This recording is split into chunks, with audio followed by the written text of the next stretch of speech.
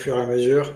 Donc bonjour, bienvenue dans ce nouveau webinaire. On va parler aujourd'hui de financement, comment se financer en 2025. Et j'ai le plaisir d'accueillir Givenchy. Comment ça va Givenchy? Écoute, tout va bien, merci à toi. Il paraît que le début d'année cartonne en ce moment sur les demandes de prêt. C'est vrai, c'est vrai. On a de plus en plus de demandes. Les banques, elles sont plus sympas que l'année dernière. Elles ouvrent les portes et elles nous font des propositions. Donc, c'est déjà on va dire, de bons signes pour démarrer l'année. Exactement, on va parler de tout ça. Alors, on va commencer par parler du marché de l'immobilier et comment est notre ressenti sur le début de l'année. Et ensuite, Givenchy, tu vas parler plus spécifiquement du financement pour les expatriés. Vous avez aussi une chatroom sur votre écran sur laquelle vous pouvez poser des questions. Bonjour à tous ceux qui nous font signe dans le chat. Et donc voilà, donc n'hésitez pas à l'utiliser. On peut prendre aussi des questions à la volée. Donc, dans un premier temps, en 2025, il y a quelques pièges et quelques opportunités à saisir sur le marché de l'immobilier français. Donc, je voulais brièvement vous en faire part. Donc, le premier piège à éviter, à notre sens, c'est notamment sur la location courte durée. Il y a un gros risque sur la réglementation. Il y a par exemple la ville de Marseille, pas plus tard qu'hier, a annoncé vouloir être la ville la plus stricte en termes de réglementation Airbnb. Donc, quand vous calculez un rendement Airbnb, il faut bien prendre en compte le risque légal, législatif potentiel, notamment sur des villes qui raccourcissent le nombre de jours autorisés pour faire du Airbnb, etc. Et vous trouverez aussi sur le marché en ce moment des biens qui sont à vendre largement au-dessus du marché en vendant des rentabilités très importantes, donc ce qu'on appelle des rentabilités Airbnb, avec des gros revenus locatifs, mais c'est sur du passé. Et il faut vraiment être prudent sur ce type d'annonce parce que souvent les prix au mètre carré sont bien au-delà du marché et donc il ne faut pas se faire prendre au piège et acheter au prix fort un bien qui sera au final plus forcément très rentable plus tard. Donc il faut toujours garder en tête d'acheter au bon prix sur vos biens immobiliers. Un autre piège, souvent que l'on voit chez nos investisseurs, et peut-être que Givenchy, tu le vois aussi dans les demandes de crédit, c'est surtout avoir un investissement qui a un seul objectif. Je prends l'exemple par exemple de Nice, où j'ai souvent des clients qui viennent me voir, William, j'aimerais bien avoir un bien pour le louer toute l'année, mais j'aimerais quand même en profiter 2 semaines pendant l'été. Le problème d'avoir ce type de vouloir un petit peu tout faire, c'est-à-dire sa résidence secondaire pendant l'été et essayer de l'exploiter, bien sûr on veut que ce soit en bon endroit et en plus de ça on veut que ce soit rentable, ça fonctionne pas. Pourquoi? Parce qu'il faut que le bien ait un seul objectif. Si on le loue, si on va l'utiliser pendant l'été, bah, naturellement on va l'utiliser pendant les semaines les plus rentables, donc on va perdre en rentabilité par exemple. On va vouloir être sur un bel emplacement à Nice et donc ce ne sera pas forcément les emplacements rentables pendant l'année. Donc nous, ce qu'on préconise, c'est vraiment garder un objectif. Vous ne saurez pas forcément où est-ce que vous serez dans 5, 10, 20 ans. Donc concentrons-nous sur de l'investissement locatif avec un ratio risque-rendement qui correspond à vos besoins. Et plus tard, il vaut mieux louer l'été en général sur Airbnb pour vos vacances. Ça vous permet en plus de changer d'endroit. Et en même temps, vous faites travailler l'effet de levier, dont on parlera tout à l'heure, sur un investissement qui est dédié à ça, loué sur le long terme pour justement éviter tout ce qui est les lois Airbnb. Ensuite, il y a un dernier piège à éviter qui sera aussi une opportunité, ce sont les politiques locales. Il faut être assez prudent sur les directions que prennent certaines villes en France, notamment certaines qui ont des idéologies qui vont à l'encontre du développement économique, parce qu'on voit clairement des villes qui sont sur le déclin en termes d'attractivité, de l'emploi, de sécurité, etc. Et quand vous planifiez d'investir dans une ville, il ne faut pas oublier également de regarder les dernières statistiques de l'INSEE sur la démographie. Il y a certaines régions de France qui ont une démographie qui baisse, d'autres qui montent. Et tout ça, il faut vraiment anticiper et il existe des outils pour pouvoir anticiper cela dans votre investissement. Et donc, ça devient aussi une opportunité parce qu'il y a des villes, en revanche, qui ont le vent en poupe, en tout cas qui, pour nous, ont encore un fort potentiel. Alors, j'ai pris l'exemple de Toulouse, par exemple, parce que le TGV va arriver. C'est un bassin d'emploi qui est très dynamique, notamment avec Airbus et tout l'aéronautique. On a le Grand Est, dynamisme très frontalier, avec donc sur toute la partie est du pays. Et on voit aussi des belles opportunités sur Paris cette année, notamment avec la possibilité d'acheter au plus bas. On voit que la stagnation des prix est en train de se terminer et la demande est largement relancée. Je discutais pas plus tard qu'hier avec notre chasseur sur Paris. La demande sur Paris est assez forte. Et donc voilà. Donc ça fait partie aussi des opportunités de politique locale qu'il faut savoir saisir.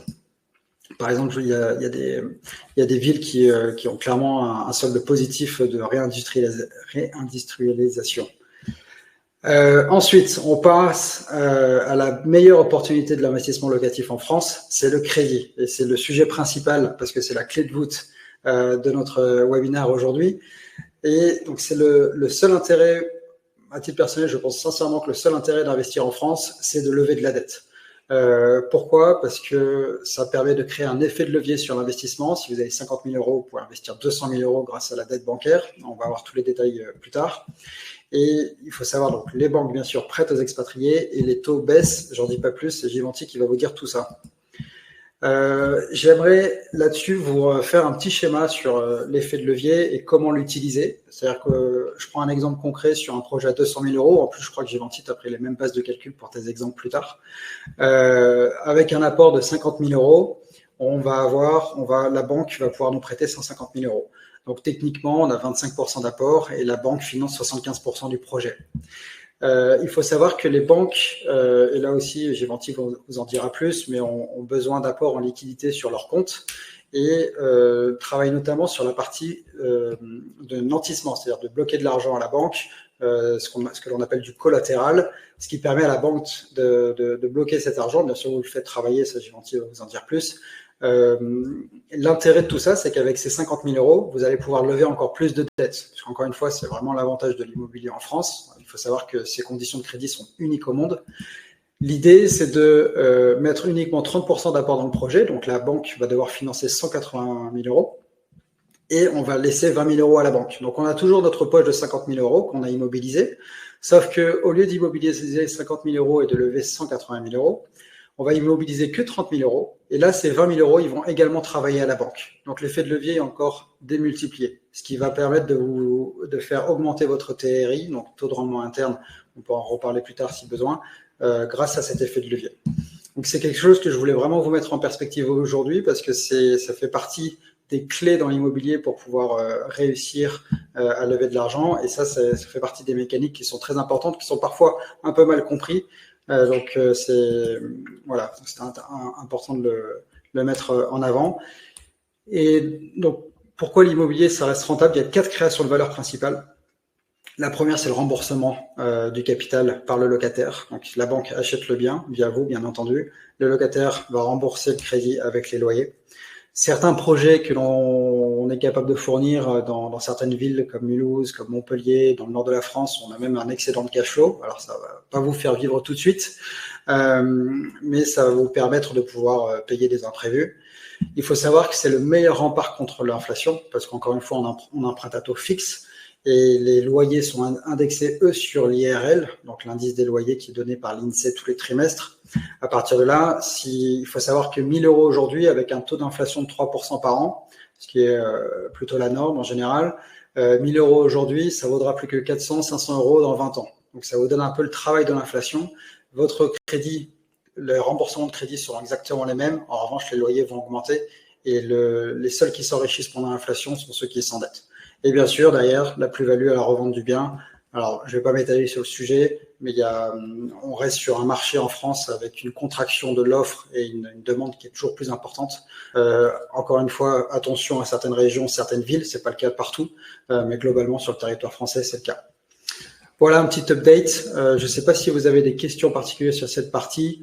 Avant que je passe la main à Givenchy qui vous expliquera tout sur l'obtention d'un crédit immobilier depuis l'expatriation. Je te laisse la main. Merci bien. Merci beaucoup. Effectivement, je vais vous parler du crédit immobilier qui est ma partie que je fais du matin au soir depuis pratiquement depuis 15 ans. Donc nous, on est une agence de prêt spécialisée pour les expatriés, les non-résidents et les acheteurs étrangers. Donc nous pouvons financer toutes les personnes qui souhaitent acheter un bien en France et ils ont besoin d'un un besoin en financement. Donc, on va contacter plusieurs banques. Parfois, on peut contacter 1, 2, 3, 4. Ça dépend de votre profil et de votre pays de résidence. Et on est capable de vous dire combien de banques peuvent vous financer. Donc ça, c'est notre rôle. Donc on va intervenir comme un courtier lambda que vous pouvez connaître si vous avez déjà travaillé en France.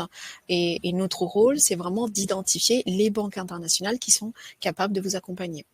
On est basé à Saint-Germain-en-Laye, pour ceux qui ne connaissent pas. Donc, j'ai vu quelques noms dans la liste des personnes connectées avec qui on travaille actuellement et ils nous connaissent très bien. Donc, ne soyez pas trop méchants avec moi. Ensuite, là, vous avez le pays de résidence. Sachez que de manière générale, les plus grands pays, on les finance. Effectivement, certains pays sont compliqués, ils sont sur des listes rouges, noires, grises. Ça dépend des banques, ce qu'on fait. Et ce sont des listes et en plus qui évoluent. Aujourd'hui, ça peut être oui, mais demain, ça peut être non. Et notre rôle, c'est vraiment d'identifier la liste des pays sur lesquels nous on peut travailler dans la durée.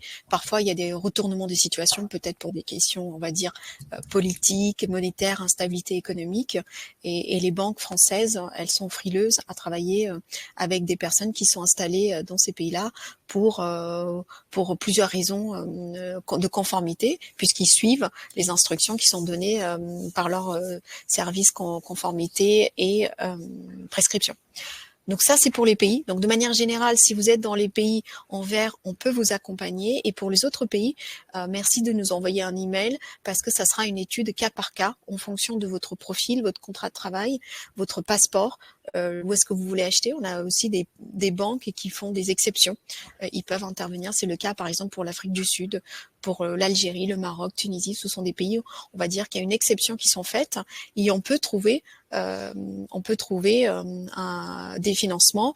On a aussi la possibilité de financer des personnes qui sont en Côte d'Ivoire, au Gabon, au Mali.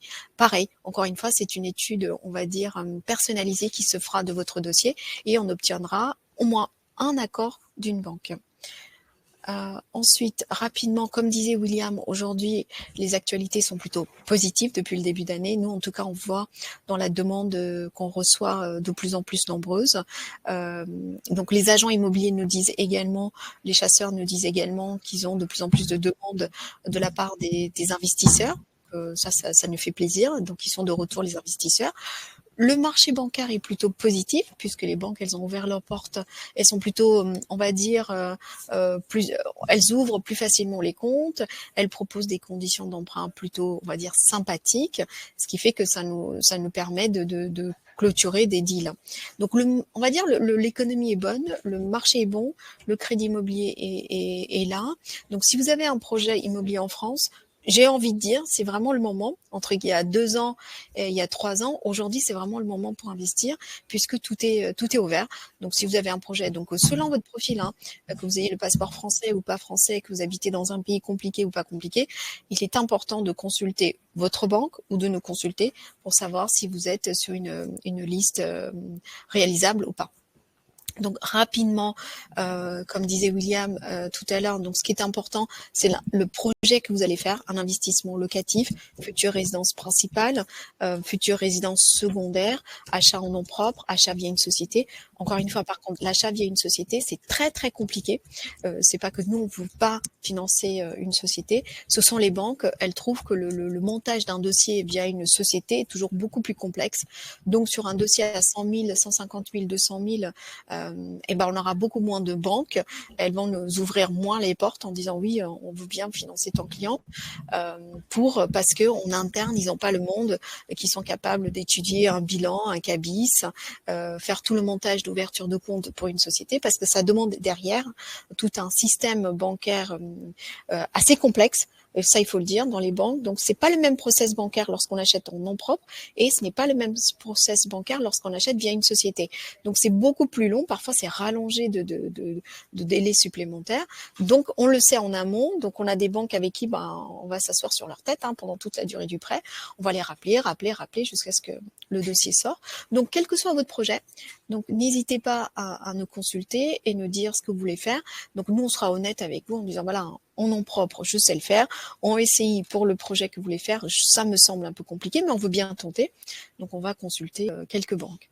Ensuite, dans les conditions, le profil, ce qui est important, pour une banque, c'est de savoir quels sont vos revenus et vos charges.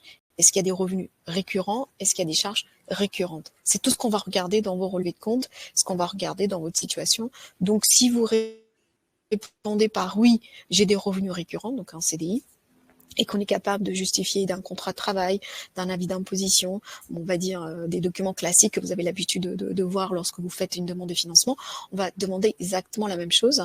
Et l'objectif, c'est de préparer un dossier complet en amont avec le maximum d'informations. Je suis vraiment désolée si parfois on paraît trop pénible à revenir toujours avec des documents.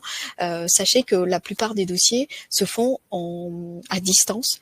Donc la banque fait confiance au montage de dossiers que nous on va faire et elle doit également trier entre les vrais dossiers, les faux dossiers, que tous vos documents que vous nous donnez aujourd'hui en PDF, que ce soit vraiment des vrais dossiers, des vrais documents. Donc tout ce process est long, c'est la raison pour laquelle elles vont contre-vérifier la même information 4 fois mais de manière différente. C'est vrai que c'est pénible à la fin parce que vous allez me dire mais Givenchy on vérifie la même information à dire que j'habite bien à Dubaï. Oui, mais on va le vérifier différemment pour être sûr que vous êtes bien la bonne personne qui dépose la demande de financement. Tout est là, vérification de l'identité. Donc il faut être un peu sympa avec le banquier qui vous pose ces documents, qui vous demande plusieurs fois les mêmes documents. Sans souci, c'est de tomber sur un faux dossier, quoi.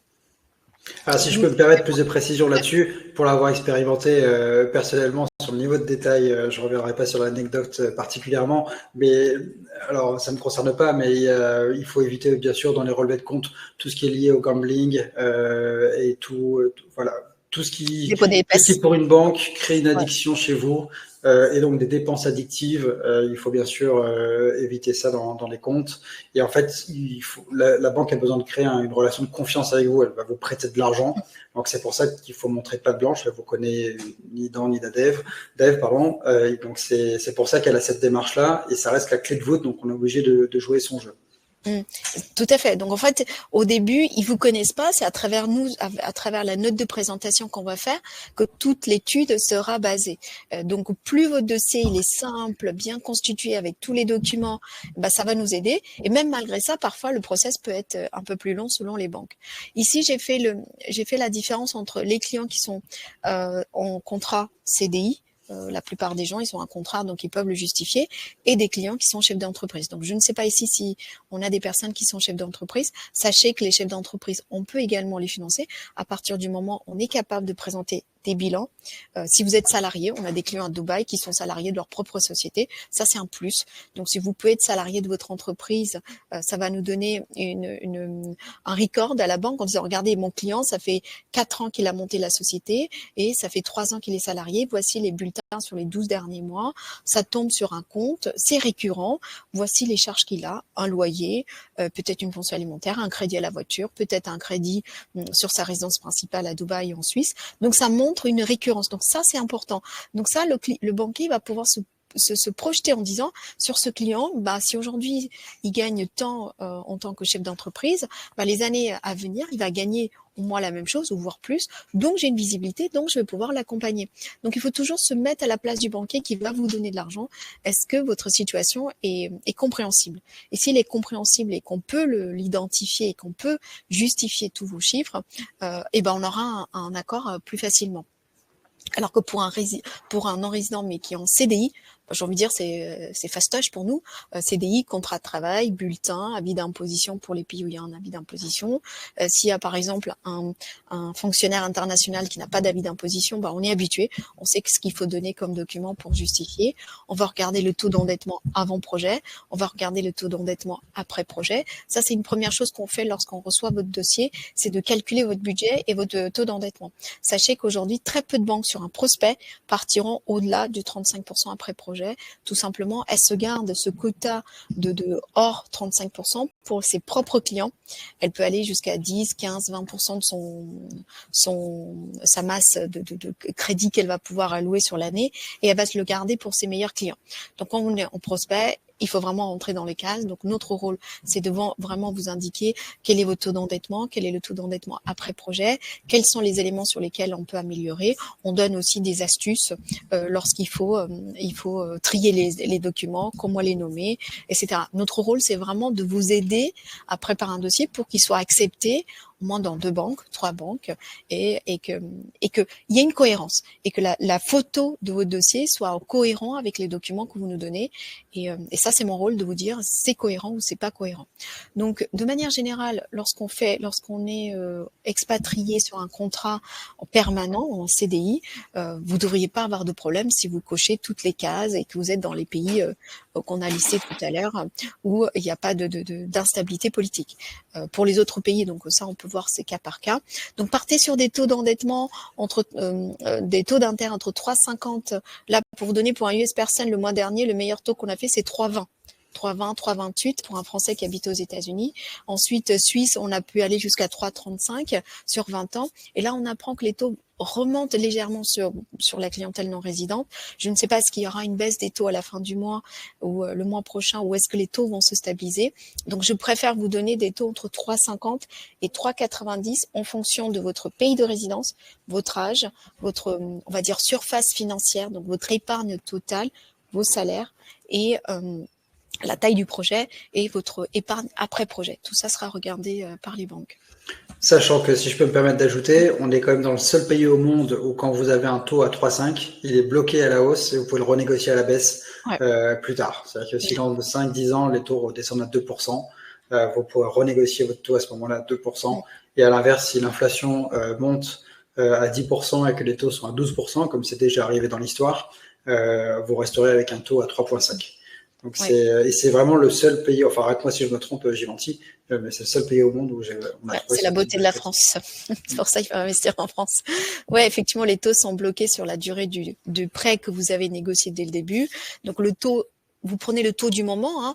Si vous voulez un taux à 3 alors que vous avez un taux à 3,50, sachez que si jamais les taux venaient à baisser, vous pouvez toujours renégocier dans la même banque, sans passer par un rachat de prêt dans une autre banque, renégocier pour des frais, par exemple sur un financement à 300 000, la banque pourrait vous prendre 1 000 € de frais de dossier, de renégociation, mais vous le faites au sein de la même banque.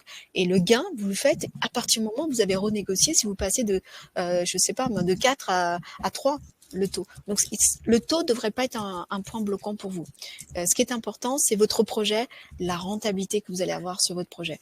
Donc, je ne sais pas si la simulation, elle est peut-être trop petite. Elle est peut-être trop petite mon tableau, William. Mais oui, tu peux peut-être la commenter. En effet, je vais la commenter.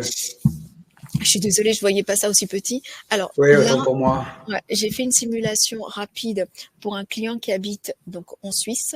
Sachez que pour quelqu'un qui habite en Suisse, qu'il soit français ou pas français, on peut aller sur un financement 90% la valeur du bien plus travaux. Ensuite, on va demander l'enveloppe travaux selon la typologie des travaux que vous allez faire.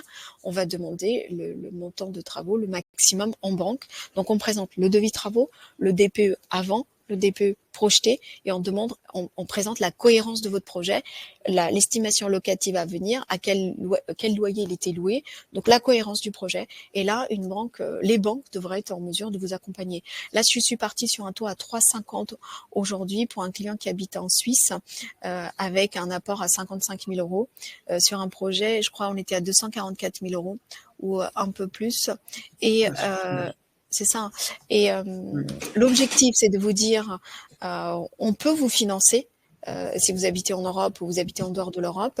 Si vous avez le passeport français ou pas français, on peut vous financer jusqu'à 90% la valeur du bien.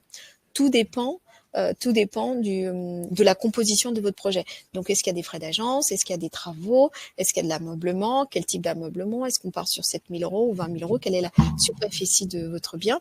Donc, moi, si vous allez nous consulter, nous, la première chose qu'on vous fait, c'est une simulation.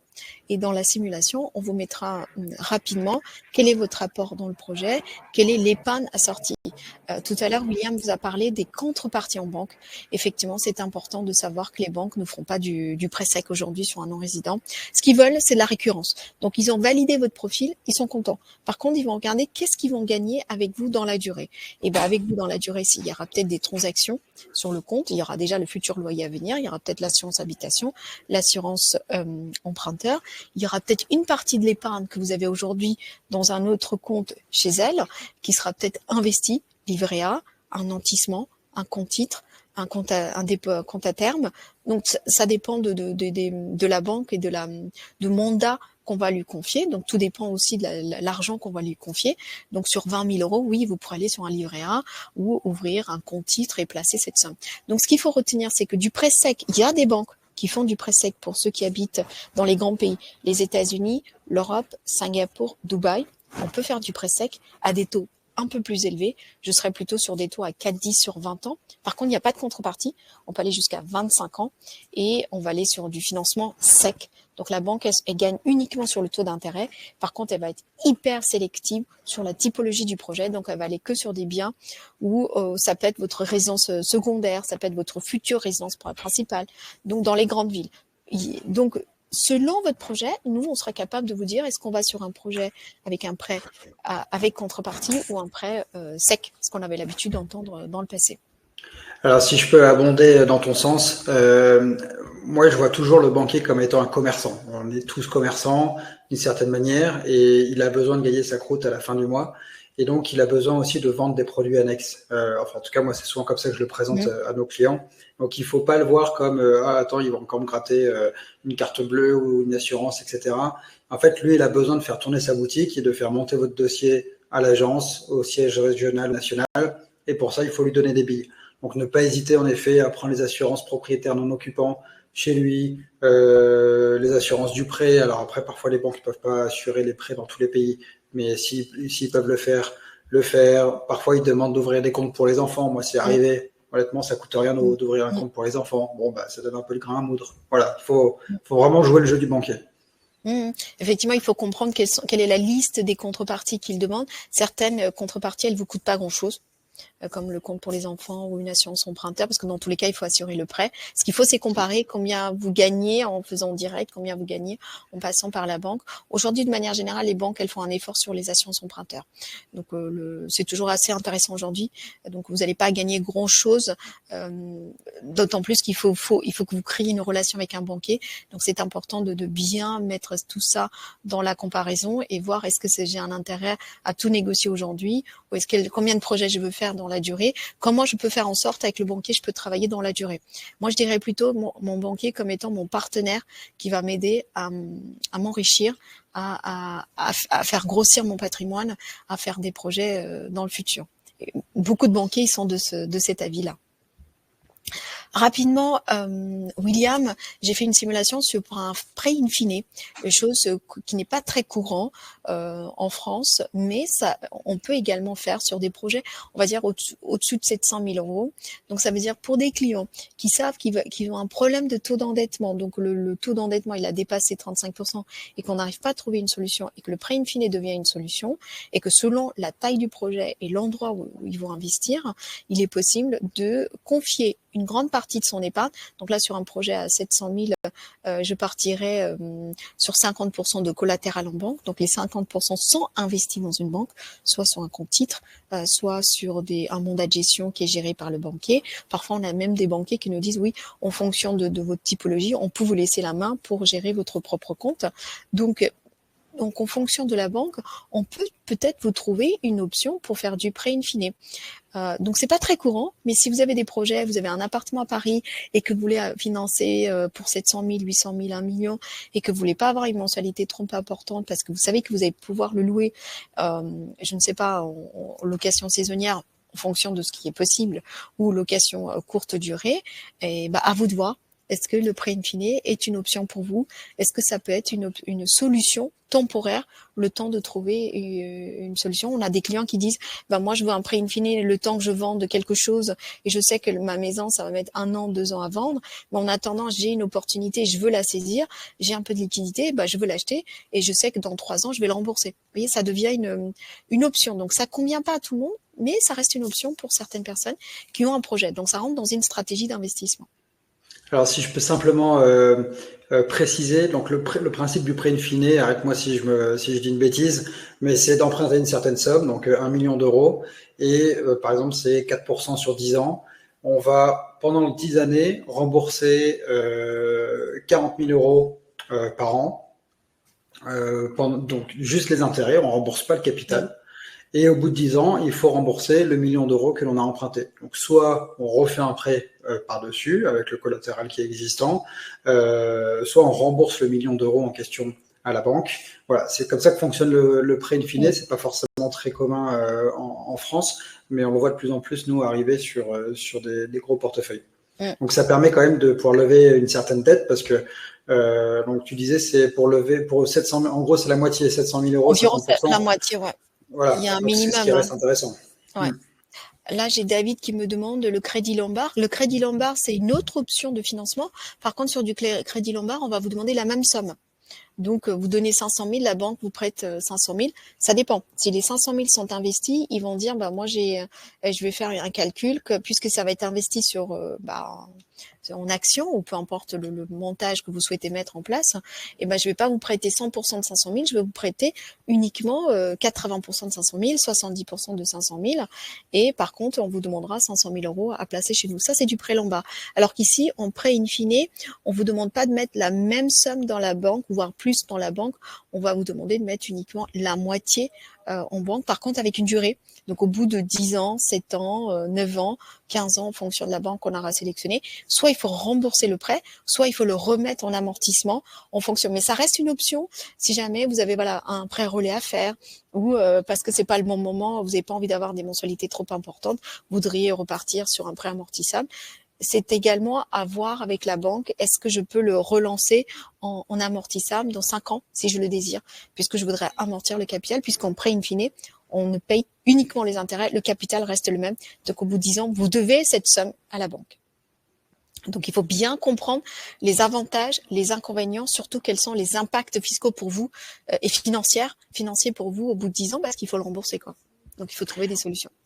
Il y a ça, et si je ne me trompe pas, ils hypothèquent également le bien quand ils font un prêt in fine, hein, c'est bien ça? Oui, dans tous les cas, ils hypothèquent le bien. Ils hypothèquent le bien. Ouais. Donc dans tous les cas, oui. Une bonne transition, une question sur le crédit hypothécaire. Alors j'imagine que c'est pour faire un crédit hypothécaire en France, pour ensuite investir soit en France, soit en dehors de l'Union européenne.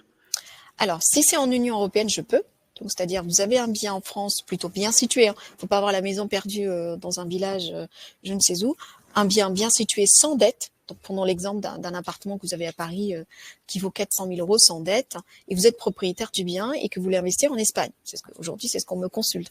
Je peux lever peut-être 70, 80, 90% de 400 000 et vous prêter cette somme pour que vous puissiez investir en Espagne sur une durée de 20 ans.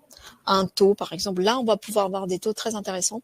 Si votre profil est validé, sur 20 ans en prêt hypothécaire, je suis sur des taux à 3,15 sur 15 ans et 3,25 sur 20 ans. Donc, c'est intéressant. Ouais, ça c'est intéressant, mais ça convient pas à tout le monde parce qu'il faut déjà être propriétaire d'un bien en France, il faut qu'il soit accepté par une banque et que votre profil également soit accepté, que vous rentrez bien dans toutes les cases. Mais on arrive à le faire. Donc c'est possible. Après, à vous de voir, est-ce qu'il vaut mieux prendre un prêt en France pour investir en Espagne ou vaut mieux pas prendre un prêt en Espagne pour investir en Espagne? Il faut comparer. Ensuite, là, le parcours digital, rapidement, William, tu voulais apporter quelque chose? Non, il y a Marc qui demandait est-ce qu'on peut mettre des parts de SCPI ou d'autres structures financières en garantie? Non, les parts de SCPI, vous ne pourrez pas les mettre en garantie pour lever de la dette. Par contre, des produits structures en garantie, dites-moi, est-ce que vous avez un contrat d'assurance vie que vous voulez transférer dans une banque? Ça revient un peu à un prêt Lombard. On peut peut-être transférer de l'épargne dans une banque, l'investir dans la nouvelle banque et lui demander en contrepartie de lever de la dette. Mais tout dépend du montant que vous voulez faire. Donc, c'est possible en fonction de la taille de votre projet. Rapidement, sachez que de manière générale, tout le process est digitalisé. Donc, on reçoit tout le dossier, heureusement, par email, donc via un lien qu'on vous envoie et on sécurise les documents que vous nous envoyez. On vérifie la solvabilité, on vérifie vos documents, on vérifie que vous existez bien, on fait un appel téléphonique avec vous, ensuite on prépare le dossier et on calcule votre budget et on vous fait une simulation. Et à partir de là, vous savez si vous pouvez aller vers un financement ou pas. On vous donne plus ou moins les grandes lignes. Ensuite, vous sélectionnez votre projet, vous faites une offre, vous validez l'offre, vous avez besoin d'une lettre de confort, une attestation de financement, on vous l'envoie pour rassurer le vendeur, l'agent immobilier et tous les notaires en disant que vous êtes finançable. Ensuite, vous signez le compromis et à partir du moment où vous avez signé le compromis, nous, le process bancaire commence. Sachez que ça prend environ 2 mois lorsqu'on est sur des CDI standards, un peu plus lorsqu'on est sur une société, parce que tout dépend de la banque qu'on aura sollicité, le nombre de complications qu'on aura eu sur le dossier. Et ensuite, jusqu'à la fin, on va vous assister, on sera votre interlocuteur jusqu'à l'édition des offres de prêt. Ensuite, on édite les offres, on vous les envoie, soit à l'étranger, soit en France, soit électroniquement. On a des banques, on a de la chance qu'ils envoient encore électroniquement. D'autres, on est encore version papier. Qui ne peut pas envoyer à l'étranger, ils vont vous envoyer une adresse chez vous, soit chez vos parents, chez de la famille ou chez un proche. Ça se fait aussi encore. Et il faut le récupérer. Ensuite, il faut dire à votre ami, s'il te plaît, envoie-moi ça par DHL chez moi, mon adresse à Dubaï. Et ça se fait aussi. Donc, on trouve toujours une solution pour récupérer ces offres. Ensuite, on vous assiste pour les signer. Et ensuite, on débloque les fonds. Donc, sachez que c'est un process bancaire standard. Il n'y a rien de nouveau, il n'y a rien de compliqué. Il faut juste que il faut rentrer dans les étapes et nous, on essaye de suivre chacune des étapes et vous accompagner au mieux.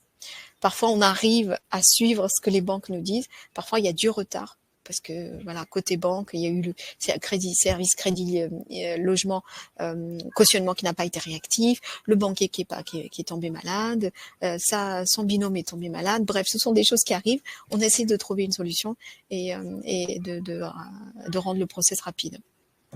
Il y a toujours une période de Noël et le mois d'août, un peu le mois de mai aussi qui sont toujours un peu critiques. Ouais. Ah bah ça dépend des ponts. J'ai horreur de ça, mais bon, il faut vivre avec. Ouais, c'est comme ça. Ouais. Il y a Marc qui pose une question. Alors, je pense que ça sort un petit peu du scope de la. Quelles sont les banques hors UE qui financent les expatriés pour investir hors UE à condition des crédits similaires en France? Alors, il n'y a pas de conditions crédits similaires en France qu'en France. Tous les autres crédits en dehors dans le monde sont à taux variable. Moi, j'ai des clients qui achètent à l'étranger, qui vivent à Hong Kong, qui vivent au Qatar et qui empruntent, qui ont facilement des prêts à la consommation de 200 000 € environ. Mais c'est toujours à taux fixe, c'est sur des durées de 5 ans maximum. On n'est jamais sur les mêmes conditions qu'on peut avoir en France. Pour répondre à la deuxième question, Géranty, je te laisse le faire. Oui, alors ça dépend de ce que vous voulez faire vos projets. Si votre maison aujourd'hui est en France et que vous voulez faire des travaux de rénovation et qui est sur le bien, il n'y a pas de dette, oui, on peut peut-être demander à une banque de vous faire un prêt immobilier pour financer les travaux. Donc là, elle va pouvoir prendre une hypothèque sur le bien. Mais il faut que le bien soit en France, hein, bien évidemment. Ok, ensuite... ça c'est, je te laisse. C'est plus compliqué d'emprunter si. Alors, en toute transparence, j'ai pas beaucoup. Les seules expériences que j'ai en immobilier commercial, c'est sur des immeubles de rapport qui contiennent un lot commercial.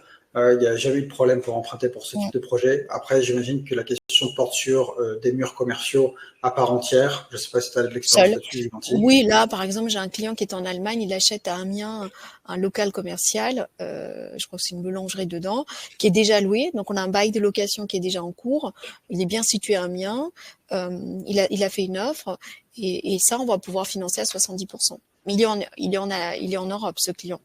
Après, pour qu'un client qui habite aux États-Unis ou qui habite à Dubaï, qui habite à Singapour, un local commercial, je pense qu'on devrait être en mesure de le faire. Peut-être pas à des taux à 3,50, peut-être pas à 90%, mais plutôt à 70% de la valeur du bien. Et on irait sur des taux peut-être 3,80, 3,90, peut-être sur 15 ans parce que c'est un local commercial. Ah, il y avait une autre question de Catherine. Non, tu avais quelque chose à rajouter? Non, c'était tout. Donc c'est plus une question généraliste sur l'immobilier, donc sur la partie DPE. Alors ça fait l'objet d'un autre webinaire que j'ai déjà fait, que je referai. Donc toute la partie DPE est bien maîtrisée par nos équipes, notamment intégrée dans les budgets travaux quand on vend ou quand on trouve un appartement pour nos clients qui ont EFG. Le devis de travaux est fourni et donc dans toute la partie business plan, on prend en compte les DPE. La taxe sur la valeur ajoutée, je pense que c'est la TVA, il y en a dans pas mal de pays.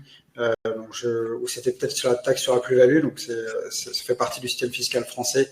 Voilà. Et sur le plafonnement des loyers, alors ça dépend des villes. Et même si on prend Paris, en fait, nous, on délivre des projets sur Paris qui sont au-dessus du plafonnement de loyer, tout simplement parce qu'on loue à des entreprises, et ce qui nous permet de pouvoir dépasser ce plafond et d'avoir des bonnes rentabilités sur Paris. Là, on est en train de faire un projet dans le 18e à Jules Geoffrin, par exemple. Et sur la partie impayée des locataires, pareil, c'est quelque chose que j'explique longuement dans un autre webinaire, mais c'est souvent une idée que l'on a sur le marché français. Ça représente 1,5% sur l'échelle nationale des impayés. Nous, à l'agence, on a moins de 0,5%. En plus, il y a des moyens de contrer ça avec des garanties loyers impayés, etc. Bref, c'est des sujets que l'on maîtrise totalement à l'agence pour pouvoir vous accompagner. Et je pourrais vous mettre, ceux qui veulent, ils peuvent me contacter pour que je leur envoie le lien vers le webinaire où j'explique tout ça, où on peut en parler directement. Donc, Alors, il y a une autre question. Ouais. Oui, je vois Margot qui dit « J'ai vu récemment un professionnel qui conseillait de s'endetter et pour l'achat de sa résidence principale et pour l'investissement locatif en même temps pour profiter de l'effet de levier et donc de ne pas acheter sa résidence cash même quand c'est possible. » Oui, chaque fois que vous pouvez emprunter, effectivement, emprunter parce qu'un jour, les banques vous diront on vous prêtera pas. Donc, c'est le sens de dire j'emprunte le maximum parce que c'est le bon moment pour emprunter, parce que j'ai un projet immobilier, quitte à ce qu'un jour, si vous avez besoin de faire des remboursements anticipés sur votre résidence principale, il y a toujours moyen de négocier qu'il n'y ait pas de pénalité sur sa résidence principale. Donc moi, je partirais dans le sens en disant oui, chaque fois que je peux emprunter, j'emprunte le maximum. Ensuite, si j'ai besoin de me désendetter, je fais un remboursement anticipé. Mais en attendant, mon cash, je le garde pour pouvoir faire plus de projets. Parce que c'est parce que vous avez du cash aujourd'hui que vous allez pouvoir emprunter. Sachez que d'avoir un bien, si vous dites, voilà, j'ai un appartement que j'ai acheté cash pour 500 000 à Paris et que je veux faire un investissement pour 300 000 et de dire, bah, écoutez, moi, je donne mon appartement de 500 000 en garantie, bah, les banques, elles vont même pas vous ouvrir ni les portes ni les fenêtres. Ils vont dire, nous, ça nous intéresse pas de prendre en garantie votre résidence principale. Par contre, si vous aviez le cash, et ben là, ça aurait été intéressant de mettre 10-20% en collatéral en banque. Donc, gardez votre épargne. Je pense que c'est la meilleure façon de négocier avec un banquier. Ça, c'est certain, et s'endetter au maximum. Parfois, c'est contre-intuitif, mais notamment pour acheter des actifs, c'est le système qui veut ça. Il faut s'endetter au maximum pour acheter des actifs. Le temps va faire les choses et va rembourser le crédit au fur et à mesure. Et l'effet de l'inflation, qu'on oublie souvent, parce que sur une échelle de 3 ans, 2 ou 3 ans, on ne le voit pas, mais il est colossal sur une échelle de 20 ans. Et c'est souvent ignoré des investisseurs où on pense que... On le prend pas en compte, en fait. C'est ça, on ne prend jamais en compte, mais ça tue votre épargne, donc il faut vraiment pouvoir l'investir d'un côté, donc avec le collatéral dans la banque, et lever de l'argent de l'autre côté via la banque. Jusqu'au maximum, Jusqu'au maximum, ouais, c'est ça. Ensuite, le nantissement est-il bloqué? Alors, on a des banques qui vont nous dire, quand on dit nantissement, c'est bloqué. Parfois, le nantissement peut être bloqué sur la durée du prêt. Parfois, il peut ne pas être bloqué. Ça dépend de la banque, ça dépend de votre profil. On peut également éviter le nantissement et proposer du placement. Donc ça, c'est les premières choses qu'on propose aux banques. Et donc, on a des contre-propositions. On a des banques qui nous disent non, sur ce pays-là, nous, on veut du nantissement. On n'est pas sûr qu'il rentre en France. C'est un client. On sait qu'il va faire le tour du monde. Donc, ça sera du nantissement. Donc, tout dépend. Tout dépend. Il y a aussi une autre question, se financer des chalets en montagne. Alors, attention, le chalet, il ne faut pas que ça soit un cabanon. Si c'est un vrai chalet bien situé dans une belle ville, là, on est en train de faire un refinancement d'un chalet à Megève. Bien sûr, il est à Megève, bien situé. Ça porte le nom de chalet, mais il a une très bonne localisation. Oui, lui, on va pouvoir le refinancer. Donc, tout dépend de la qualité de votre produit et de là où il est. Donc, nous, ce qu'on fait, c'est qu'on envoie l'adresse à un ou deux banques. Et on pose la question, est-ce qu'on peut le financer, est-ce qu'on peut le refinancer? Donc c'est possible. C'est possible à partir du moment, voilà, vous rentrez dans les critères et caractéristiques. Bon, je profite qu'il n'y ait pas de questions. Donc nous, pour ceux qui ne nous connaissent pas, Expatimo, on fournit un service clé en main pour les expatriés pour investir dans du locatif en France, dans toutes les villes que vous voyez sur la carte. Donc ça va du plus patrimonial comme Paris, Nice, Lille, Bordeaux, Toulouse, à des villes qui sont plus équilibrées en termes de rentabilité comme Marseille, Le Havre, et des villes qui sont encore plus rentables comme Montpellier, Mulhouse, Roubaix, Tourcoing. Donc on fournit un service de sourcing d'appartements ou d'immeubles. On fournit un service de gestion de travaux, ameublement et de gestion locative. Donc tout est intégré directement à l'agence. Je pense aux propriétés du Club Med qui sont louées lorsqu'on est à combien de temps? Ah oui, donc c'est un chalet qui appartient peut-être. Ah oui, d'accord. C'est tout un, on va dire, je trouve pas le mot. Lotissement en fait, non pas un lotissement, mais un compound de plusieurs lots. Et peut-être là, si derrière la location est faite par un gestionnaire comme Club Med, oui pourquoi pas. Mais il faut regarder votre contrat. Qu'est-ce qui est autorisé et l'hypothèque, la banque, est-ce qu'elle peut prendre une hypothèque sur le bien, etc. Donc oui, on peut regarder. Donc voilà. Et donc moi, ça fait 11 ans que je suis expatrié. Givenchy, t'as été expatrié combien de temps? 15 ans. 15 ans aussi, ouais, voilà. Donc n'hésitez pas à nous recontacter. On va envoyer le replay aussi pour ceux qui n'étaient pas présents, mais le taux de présence était très bon. Voilà, je te laisse le mot de la fin, Givenchy. Merci William pour ce webinaire. J'espère qu'on a essayé de vous donner plus ou moins un maximum d'informations sur le financement. Donc nous restons disponibles donc par WhatsApp, par email, via notre site internet. Vous pouvez booker un appel avec nous.